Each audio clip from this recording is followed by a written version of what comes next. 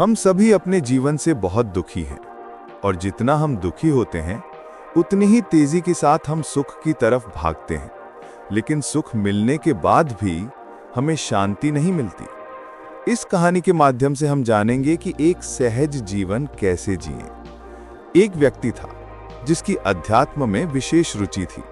वो हमेशा अध्यात्म की किताबें पढ़ता था, रोज पूजा पाठ करता था, लेकिन फिर भी उसे भीतर से शांति नहीं मिलती थी। अपने इन्हीं सवालों का जवाब लेने के लिए वो व्यक्ति गौतम बुद्ध के पास पहुंचा। उसने गौतम बुद्ध को प्रणाम किया और कहा, बुद्ध, हम मनुष्य सहज क्यों नहीं हो पाते? सुख दुख की चक्की में पिसते रहते हैं। चाहे हम कितना भी ज्ञान क्यों ना अर्जित कर लें, उसके बाद भी हम वैसे ही बने रहते हैं। कभी कभी लगता है मनुष्य जीवन एक दुर्भाग्य है। बुद्ध ने शांत स्वर में कहा, जो जैसा है उसको उस तरह देखो। जीवन को न सौभाग्य कहो न दुर्भाग्य। बुद्ध, जब मनुष्य जीवन न सौभाग्य है न दुर्भाग्य, तो हमारा जन्म ही क्यों हुआ है? हम इस दुनिया में हैं ही क्यों? बुद्ध ने उत्तर दिया, क्या पर्वत, पहाड़, नदी से हम पूछ सकते हैं कि वे ऐसे क्यों हैं? वे बस हैं, उन्हें ऐसे ही बनाया गया है। इसी तरह मनुष्य भी है, बस इतना सा सूत्र है। बुद्ध, मैंने अपने जीवन का बहुत ही बारीकी से निरीक्षण किया है और मैंने तब ये जाना कि दुख में दुख है, लेकिन सुख में भी सुख नहीं है।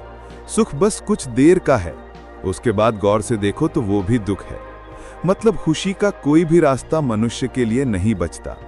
तो ऐसे में मनुष्य कैसे जिए? बुद्ध ने सरलता से कहा, सहजता के साथ जिए। आप ही बताइए बुद्ध कि मैं अपने जीवन में सहजता को कैसे लेकर आऊं? बुद्ध ने समझाया, जब तुम ये जान ही गए हो कि दुख में दुख है और सुख में भी दुख छुपा हुआ है, तो फिर क्यों सुख दुख के चक्र में फंसते हो?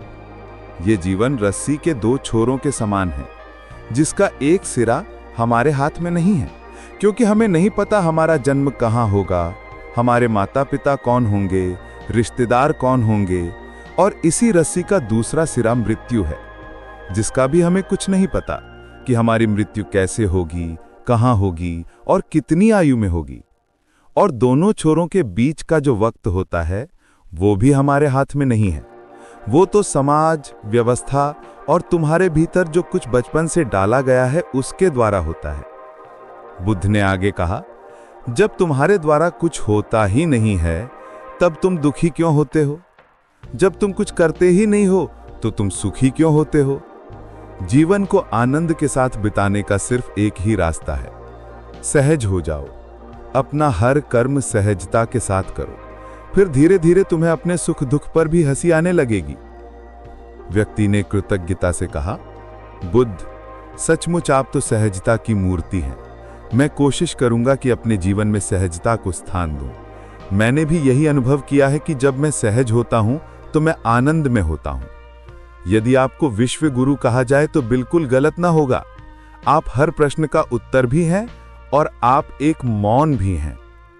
अब व्यक्ति को अपने प्रश्न का उत्तर मिल चुका था, इसलिए उसने बुद्ध को प्रणाम किया और वहां से चला गया।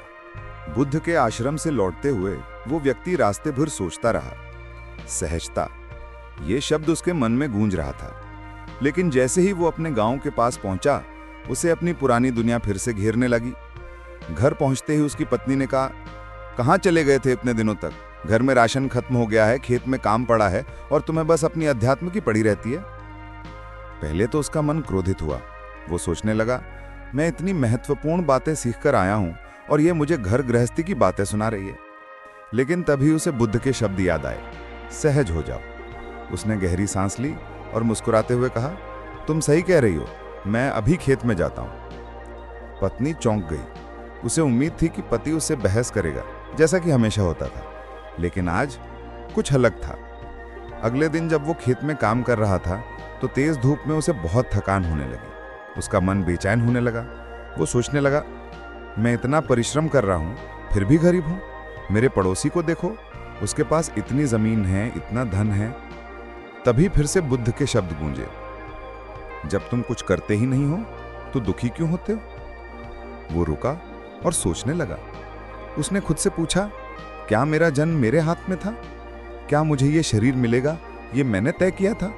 नहीं, तो फिर मैं क्यों दूसरों से तुलना कर रहा हूं? उस क्षण उसे एक अजीब शांति का अनुभव हुआ। उसने अपना काम सहजता से करना शुरू किया, न किसी से तुलना, न कोई शिकायत, बस काम में डूब गया। कुछ सप्ताह बीत गए। एक दिन उसका मित्र उससे मिलने आया। मित्र बहुत परेशान दिख रहा था। मित्र ने कहा, मेरा बेटा मुझसे नाराज है। मैंने उसे अपना व्यवसाय संभालने के लिए कहा, लेकिन वो कुछ और करना चाहता है। मैंने इतनी मेहनत से ये व्यवसाय खड़ा किया है और वो सब छोड़कर जाना चाहता है। मैं बहुत दुखी हूं। व्यक्ति ने शांति से पूछा, तुमने अपने पिता का व्यवसाय संभाला था? नहीं, मित्र बोला, मैंने तो अपना खुद का व्यवसाय शुरू किया था। मेरे पिता चाहते थे कि मैं खेती करूं, लेकिन मैंने अपनी मर्जी से व्यापार चुना। तो फिर तुम अपने बेटे से क्यों उम्मीद रखते हो कि वो तुम्हारी मर्जी से चले? व्यक्ति ने पूछा। मित्र चुप हो गया। देखो मित्र, हम अपनी अपेक्षाओं के कारण दुखी होते हैं। न तुम्हारा जन्म तुम्हारे हाथ में था, न तुम्हारे बेटे का। न तुम्हारी पसंद तुम्हारे पिता ने तय की, तो तुम अपने बेटे की पसंद क्यों तय करना चाहते हो? जो हो रहा है उसे सहजता से स्वीकार करो। बेटे को आशीर्वाद दो कि वो अपना रास्ता चुने। मित्र की आंखों में आंसू आ गए। उसने कहा, तुम तो बदल गए हो। पहले तुम खुद इतने दुखी रहते थे और अब तुम मुझे सांत्वना दे रहे हो। व्यक्ति मुस्कुराया, मैं बदला नहीं हूं, बस सहज हो गया हूं। कुछ महीने और बीत गए। एक दिन गांव में भयंकर बाढ़ आ गई। व्यक्ति की आधी फसल बर्बाद हो गई। पूरा गांव शोक में डूब गया। लोग रो रहे थे, भगवान को कोस रहे थे। लेकिन वो व्यक्ति शांत था। उसकी पत्नी ने पूछा, तुम्हें दुख नहीं हो रहा? आधी फसल चली गई, आधी फसल बची भी तो है, और ये बाढ़ क्या मेरे हाथ में थी? जो हुआ वो हो गया। अब हम जो बचा है उसके साथ आगे बढ़ेंगे। दुखी होने से फसल वापस तो आएगी नहीं। पत्नी ने अचरज से उसकी ओर देखा। उसे अपने पति में एक अलग ही शांति दिखाई दी। 1 साल बाद वो व्यक्ति फिर से बुद्ध के पास गया। बुद्ध ने उसे देखते ही मुस्कुराकर कहा, तुम्हारे चेहरे पर जो शांति है वो बताती है कि तुमने सहजता को अपना लिया है। व्यक्ति ने प्रणाम किया और कहा, बुद्ध, आपने मेरा जीवन बदल दिया। अब मैं समझ गया हूं कि सुख दुख तो लहरों की तरह आते जाते रहते हैं, लेकिन जब मैं सहज रहता हूं तो मैं समुद्र की गहराई जैसा शांत रहता हूं। लहरें सतह पर उठती हैं, लेकिन गहराई में सब शांत रहता है। तुमने जीवन का सार समझ लिया। अब तुम्हारा काम है कि इस सहजता को दूसरों तक पहुंचाओ। लेकिन याद रखना, किसी को उपदेश मत देना, बस अपने जीवन से उदाहरण बनो। जब लोग तुम्हारी शांति देखेंगे तो खुद तुम्हारे पास आएंगे। लेकिन बुद्ध, क्या मैं पूरी तरह से सहज हो गया हूं? कभी कभी अभी भी मन विचलित होता है। बुद्ध ने हंसते हुए कहा, सहजता का मतलब यह नहीं कि तुम पत्थर बन जाओ। मन तो विचलित होगा, विचार तो आएंगे। सहजता का मतलब है कि तुम उन विचारों को आते जाते देखो, उनमें फंसो मत। जैसे आकाश में बादल आते हैं और चले जाते हैं, लेकिन आकाश वैसा का वैसा रहता है। तुम आकाश बनो, बादल नहीं। व्यक्ति ने गहरी सांस ली। उसे सारे प्रश्नों के उत्तर मिल गए थे। अब उसे पता था कि जीवन को जीना क्या होता है। ना किसी चीज की चाह, ना किसी चीज से बचने की कोशिश, बस जो है उसके साथ सहज बने रहना। उसने बुद्ध को अंतिम बार प्रणाम किया और वापस अपने गांव की ओर चल पड़ा।